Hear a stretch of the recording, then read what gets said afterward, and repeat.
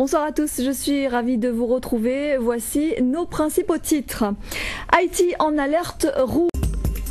Et vous l'avez remarqué dans ces titres, nous aurons l'occasion d'aborder le coup de rabot porté aux niches fiscales en perspective. En bref, tout d'abord, ce séisme de magnitude 4,5 sur l'échelle de Richter, il a été enregistré en début d'après-midi à 18 km au sud-ouest de Saint-Barthélemy. Il a été localisé à 102 km de profondeur. Ce séisme modéré ne devrait pas, en principe, avoir été ressenti par la population. Je vous le disais en titre, Irène poursuit sa route en direction de l'île d'Hispaniola. Elle a déjà fait plus de 700 sans-abri à Porto Rico et provoqué des coupures de courant qui pénalisent 800 000 personnes. Irène est toujours un ouragan de classe 1. Nous devrions avoir dans quelques instants les explications, les précisions d'Hervé Pédurand. La politique. Les trois principaux partis de la gauche guadeloupéenne élargie à d'autres personnalités politiques sont actuellement réunis à Goyave. Au menu, la désignation des candidats au sénatorial du mois de septembre. Cette rencontre apparaît comme étant celle de la dernière chance pour ces partis qui ont du mal à s'entendre sur la proposition d'une liste unique comprenant Jacques Gillot, Félix Desplan et Jacques Bangou. Retrouvons sur place à Goyave donc Emmanuel Gombault et Bruno Pancieux-Villon. Alors Emmanuel, est-ce que toutes les composantes sont présentes ce soir et à quoi peut-on s'attendre à l'issue de ces négociations? La réunion qui va... Et tous les regards sont braqués ce soir, je vous le disais, en direction d'Haïti et de l'île de Saint-Domingue. Hervé Pédurand, bonsoir. Alors on l'a dit, Irène poursuit sa route en direction d'Hispaniola. Elle a déjà fait pas mal de dégâts, des coupures de courant, 700 sans-abri à Porto Rico. Que risque réellement ce soir Haïti et la République dominicaine? Sait-on ce que sera la route d'Irène dans les heures, voire même les jours à venir? Eh bien, de même... Beaucoup Hervé Pédurand pour toutes ces précisions. En bref, Victorin Lurel veut montrer qu'il demeure attentif à la fixation du prix des carburants. Le président de région et député dénonce l'immobilisme des autorités qui ne tiennent pas compte de la fixation des cours du pétrole, de la fluctuation des cours du pétrole.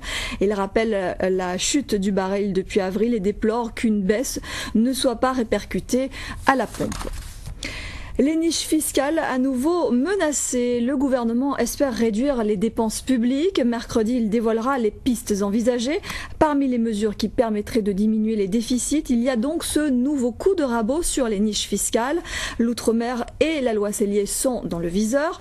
Un coup dur donc pour les entreprises spécialisées dans le photovoltaïque. La pilule passe mal. Beaucoup avaient en effet misé sur la filière. Le reportage de Ludivine Guillolet avec Rémi de France. Une autre menace plane, elle concerne les sapeurs-pompiers volontaires. Une directive européenne pourrait obliger les pompiers à respecter un temps de repos de 11 heures entre leur journée de travail classique et leur garde. Pour beaucoup, c'est la mort du volontariat en perspective. Le reportage de Philippe Chanlot et Philippe Grenier. Le pape Benoît XVI a quitté l'Espagne hier en appelant les jeunes catholiques à diffuser leur foi après la messe finale des Journées mondiales de la jeunesse. 1,5 million de pèlerins venus du monde entier s'étaient rassemblés dans la ferveur pour cette occasion. Le récit de cette dernière journée avec Gilles Ramon d'Outre-mer Première. En bref, 1 tonne de cocaïne a été saisie en Italie. La drogue dissimulée dans un conteneur arrivé de Saint-Domingue. La police a procédé à l'arrestation de 5 personnes. Autre saisie, mais chez nous, c'était le 12 août dernier. Information qui nous est communiquée seulement aujourd'hui. 228 kilos de cannabis et 17 kilos de cocaïne. Les gendarmes et les douaniers ont découvert la marchandise dans 2 véhicules lors d'un contrôle routier. La drogue venait d'être débarquée clandestinement par voie maritime sur une plage du Gosier. 6 personnes ont été interpellées. Elles sont originaires de la Dominique, de Saint-Vincent et Grenade. De bonnes affaires et des promos, c'était la 2e édition du Saint-Barth Shopping Festival. L'opération s'est achevée samedi dernier. Pendant 15 jours, de nombreux commerces, restaurants et autres acteurs de l'île de Saint-Barth ont affiché des tarifs promotionnels dans l'optique de redynamiser cette période de l'année qui correspond à la basse saison. Le reportage de notre correspondant Michael Bastide. Et je vous rappelle que les soldes en Guadeloupe auront lieu le 24 septembre prochain. Direction la Guyane maintenant, où se poursuit le Tour cycliste. C'était la 3e étape aujourd'hui. Une course qui s'est déroulée entre Cayenne et Sinamari.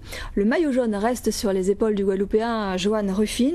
La victoire d'étape revient à Benjamin Ostrasser, un coureur de Meurthe-et-Moselle. Compte rendu avec Corinne Bergeron, Martial Grit et Yves Robin.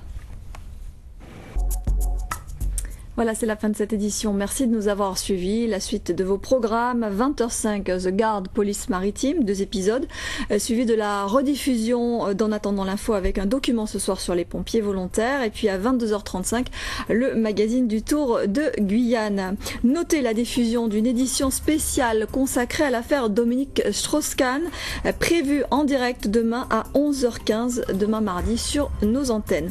On se retrouve, nous, à 19h demain. Passez une très belle soirée sur Guadeloupe Première.